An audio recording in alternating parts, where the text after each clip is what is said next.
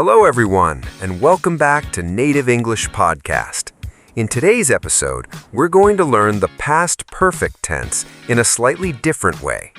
Instead of beginning with grammar rules, we'll solve a mystery together.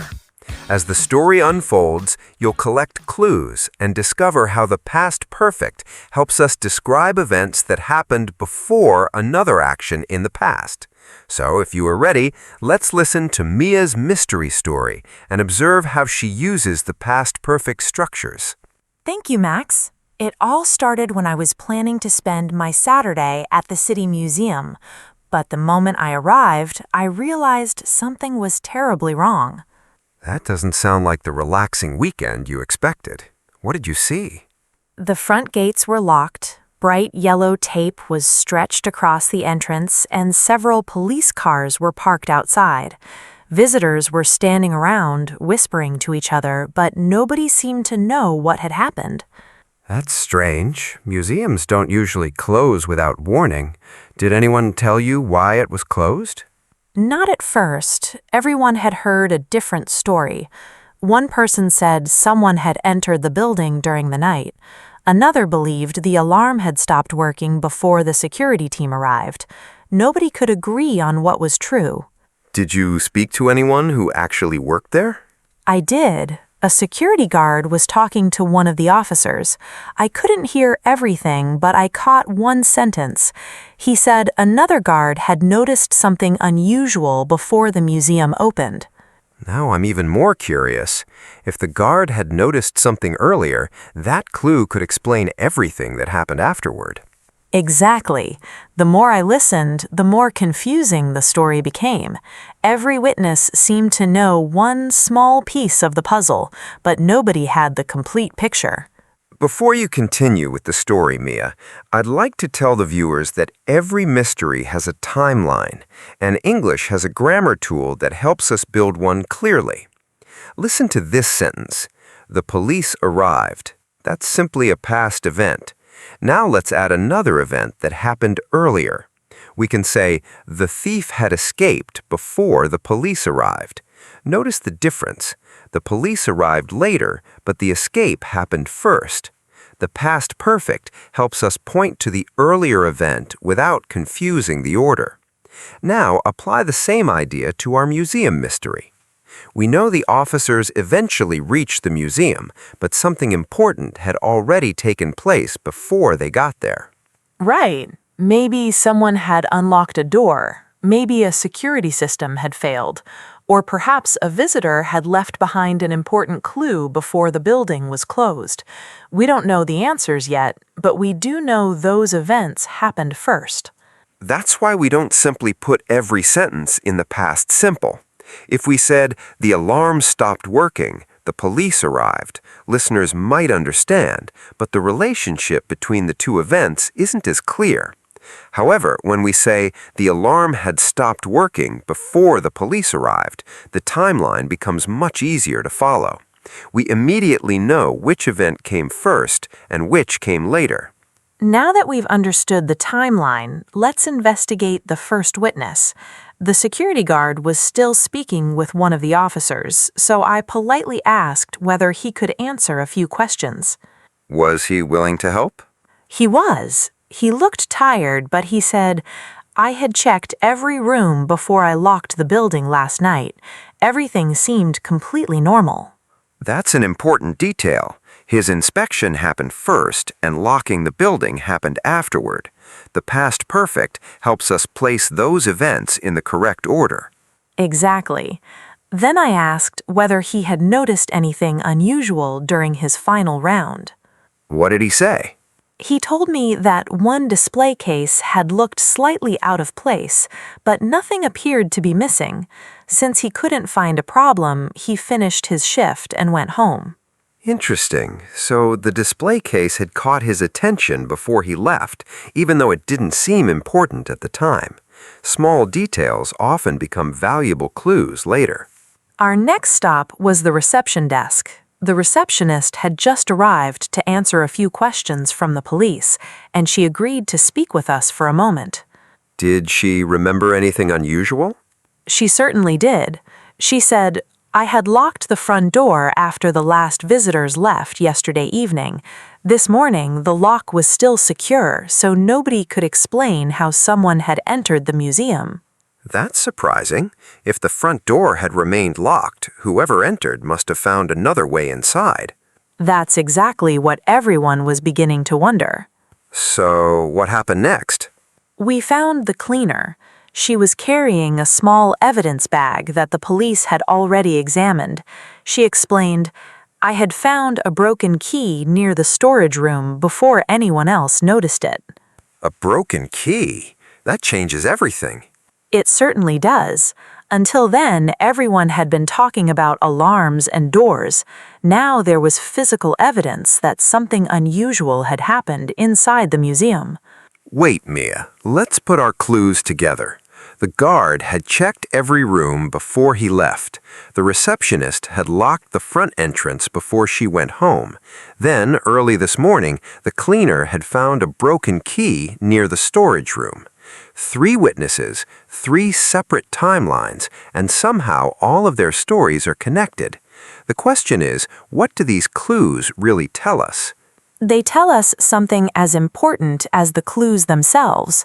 Sometimes solving a mystery isn't only about discovering what happened, it's also about discovering what hadn't happened.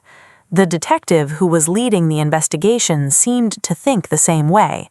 I watched him cross several possibilities off his notebook before he looked at the evidence again. So, what was the first possibility he eliminated?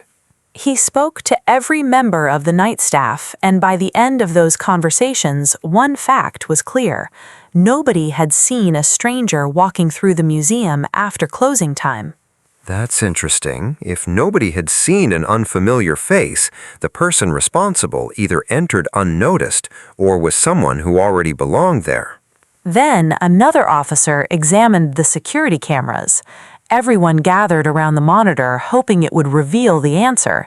Instead, it created another mystery. The cameras hadn't recorded anything for nearly 20 minutes. So there wasn't any footage to explain what happened during that period? Exactly. The missing recording meant investigators had lost the most important part of the night's timeline. What about the museum manager? Did the police question her? They did. She apologized for arriving late because she had been caught in traffic, but the officers quickly confirmed something important.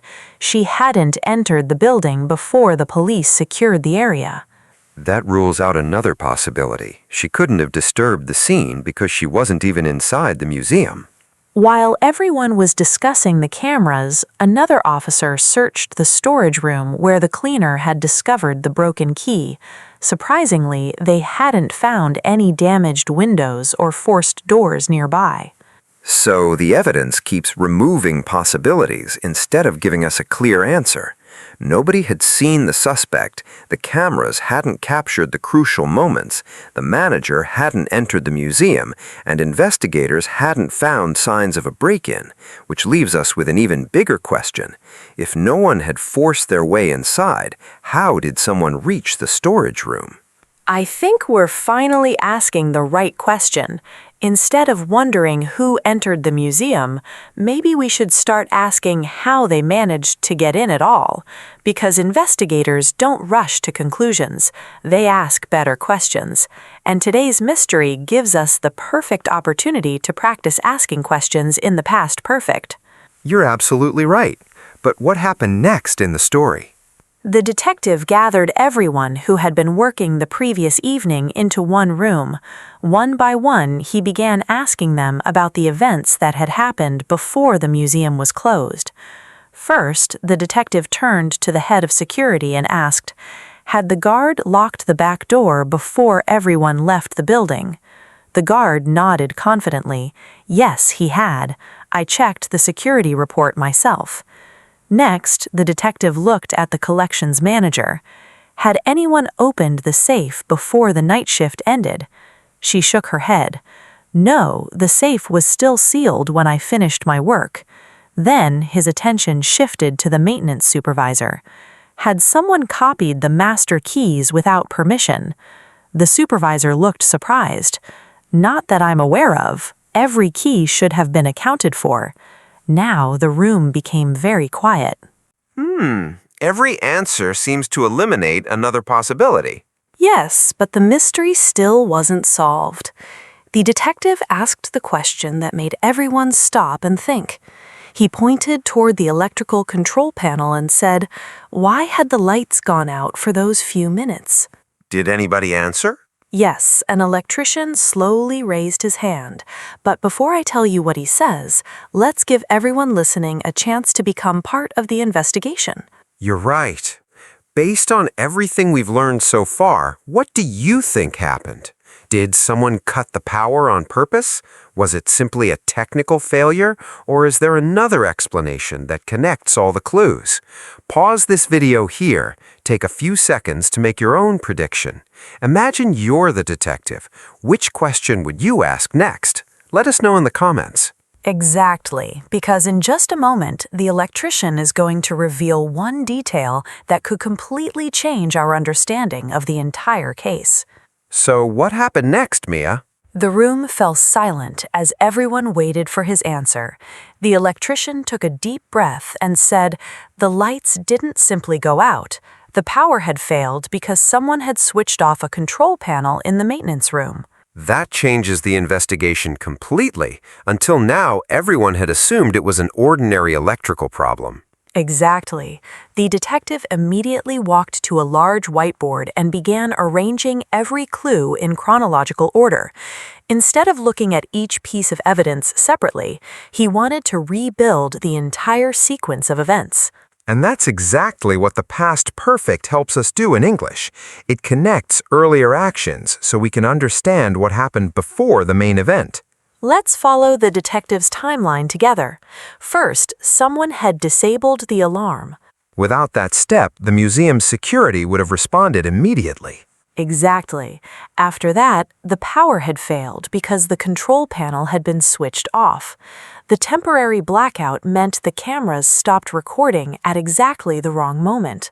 Meanwhile, the night guard had completed his final inspection and had left the museum believing everything was secure. Once the museum was empty, the thief entered through a staff entrance that no one had been watching during the blackout. Then, a few hours later, the cleaner arrived for work and discovered the broken key near the storage room. Only after all of those events had already happened did the police receive the emergency call and arrive at the museum. And here's something you may have noticed without even trying. We didn't memorize a rule or repeat a formula. We simply followed the timeline, and the grammar guided us through it naturally. Remember that when you understand the order of events, choosing the past perfect becomes much easier. You're no longer thinking about grammar first, you're thinking about the story, which brings us to one final question. If we've reconstructed the timeline so carefully, can we finally identify the person who put all these events into motion? The detective believed he had enough evidence, but before he accused anyone, he wanted to test one last theory. And what was that? He gathered the security guard, the receptionist, the cleaner, the electrician, and the maintenance supervisor in the museum's conference room. Then he asked a simple question. Who had known that the cameras would stop recording if the power panel was switched off? Everyone looked at one another, but only the maintenance supervisor answered immediately. And that's when the detective smiled. So, was the supervisor guilty? No, he wasn't smiling because the answer proved the supervisor was guilty. He was smiling because one person had responded before anyone else had even thought about the question. The detective calmly continued, "Had anyone told you that the cameras had stopped recording?" The supervisor hesitated. "No." "Then how did you know I was talking about the cameras instead of the lights?" asked the detective. The room became completely silent. At that moment, the detective explained the entire timeline. Aha! He must have used the past perfect to explain this timeline.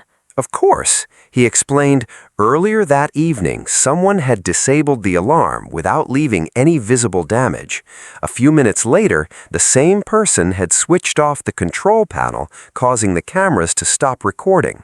The security guard had already completed his inspection and had left the museum believing everything was safe. Since the front entrance remained locked, the thief used a staff entrance with a copied key. After entering the building, the thief opened the display case and removed a valuable artifact. While leaving, the key snapped in the storage room lock and part of it remained behind. Exactly. Before the museum opened the next morning, the cleaner had discovered the broken key, but she hadn't realized how important it would become until the police arrived. Then everything started to make sense. The detective hadn't solved the case because of one dramatic clue. He'd solved it because every event fit perfectly into the timeline. Think about how confusing the story would have sounded without the past perfect. We could have listed every event, but it would have been much harder to understand which actions happened first and which happened later. Instead, we can tell the story clearly. Someone had disabled the alarm before the cameras stopped recording. The guard had already left the museum before the thief entered. The cleaner had found the broken key before the investigators examined the storage room. Finally, the police arrived and began putting every clue together. That's exactly how native speakers organize complex stories. They move between the past perfect and the past simple to guide the listener through the sequence of events. And the best part is that you've been practicing this the entire time. You weren't memorizing random sentences, you were solving a mystery.